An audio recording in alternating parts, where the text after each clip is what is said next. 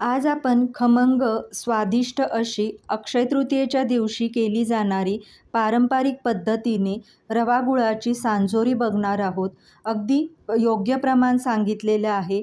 लगेच कृतीला सुरुवात करूया. व्हिडिओ शेवटपर्यंत नक्की बघा.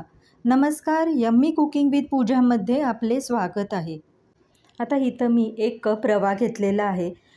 रवा कोणताही असू दे, जाड व बारीक कोणता पण रवा इथं वापरला तरी पण चालेल. आता हा आपल्याला भाजून घ्यायचा आहे.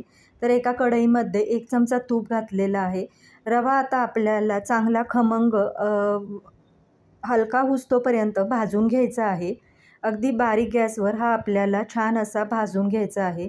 रव्याचा कलर हलकासा चेंज होईस्तोपर्यंत आपल्याला भाजून घ्यायचा आहे.